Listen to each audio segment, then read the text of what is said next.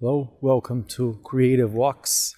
This is Pedro Bonatto, and today I wanted to expand a little bit on this idea that I started talking to you yesterday about. I am certainly in a much better mood today, and I started thinking about how to start working on a new project which will involve a lot of new skills that I don't have, but I wish I had. And it's a project I've been thinking about doing actually ever since I moved to Kiev. The idea was to go around on these trips, which we did up to a certain point. We're going to do much more in 2020. In a way, it was based on this vision for, I'd say, a YouTube channel, but it doesn't have to be on YouTube anywhere. That sort of doesn't matter. But basically, it's a video show, a video experience where I explore places and I create art inspired by those places. So it's sort of like a travel vlog channel, but with the twist that it's from an artist's perspective of having influence from that culture and then creating art inspired by that culture. So I had this idea I would even say seed of that idea has been in my mind for a few years. And now that we are actually going for it, and we did some versions of it in a way, but I never really went for it. And one of the things that got me thinking today was, as I mentioned, I went on this learning painting day with my wife, and it's like this painting of traditional Ukrainian style paints, and I had a lot of insights while I was doing it. And one of the main things that I took out of it was this idea that you have to work on your mistakes, you have to practice, you have to use the brushes and put stuff out there. You cannot just think about painting, you have to actually do it, otherwise you'll never actually make a painting in your life. And then one of the things that they had there was that before you put your painting on, like in that case it was wood, on the surface that we're doing, you practice on paper. It's like a trial run. You just play around with it. And then I had this idea, why don't I just do a storyboard of the video project I want to do? It seems ridiculously simple and obvious, but I haven't thought of doing that. Oh, by the way, I'm passing by the underground again, and today's different. No, I think it's the same guitar player, and he's playing some songs on the undergrounds of Kiev. It's super cold. I feel for the guy, but it's nice to hear live music. It's a interesting tune. Anyway, so in regards to what I was talking about, the drawing, the parallels between drawing and then this idea of doing the storyboard. A storyboard is a very specific thing that people that do videos, they create. It's basically a map. It's like a comic book of all the scenes you're going to do on your movie.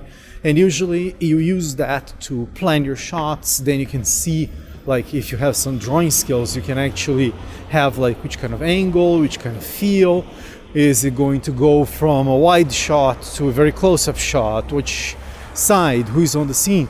And then you can use the storyboard in conjunction with the script to plan your actual shoot. And then there's all sorts of software and things that go into it, and I'm not going to talk about that. But for me, it was more of this idea that the storyboard for this big project that I've been thinking about, and I know that there will be lots of things that I'll have to learn, like how to do drone shots, how to do underwater shots, how to record audio on location, how to film myself if it's just me walking around, all these things, and many more.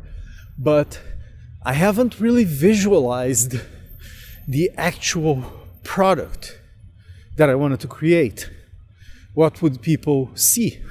I've seen, of course, many channels and many people that are doing stylistically similar things to what I want to get done. One specific channel, if you're into travel videos, is these guys called Vaga Brothers. They're two brothers from California, I believe, and they do for many, many years now these travel vlogs and guides to cities and talk about travel. It's a very, very interesting channel. I highly recommend you go take a look. And they actually inspired me when I saw a video they did in Uzbekistan. A beautiful video, like very, very nice, talking about the history of the place, and I got really inspired and excited to do something like that, but with my own spin. But I haven't really sort of dipped my toe into it in a few different projects. Like I did a vlog where I walked around Kyiv and talked about one of my photographs. It's sort of like a prototype of that kind of project. You can check that out on my YouTube channel if you're interested in seeing it. But it's called The Story of an Image. But I wanted to actually make it better. So today I decided to go on and create this storyboard. And then I'm sort of like in the middle of it. Of course, I got into a little rabbit hole. Should I do this analog or should I do this digitally? So I went, what kind of software there is to do storyboards? And then I found this software, and then there's this other one, and then you go on the review sites to see which one is the best one. And then I looked, a half an hour had passed, and I was doing research into storyboards. In a way, it's actually cool, because then I said, oh, these two are actually very, very cool. There is one that you can even put like in 3D space objects and people, and put angles of cameras. It's very, very, very cool. And I sent it to my nephew that is studying cinema, and I thought he might be interested in that, so it doesn't go all to waste that time. But the point was not that. So I decided to just grab my notebook and start creating this storyboard of the video. And then one of the things that happened was that a lot of things became very clear of the kinds of things that I would need to focus to create that project. And then it starts as if you're painting that brush on the practicing paper.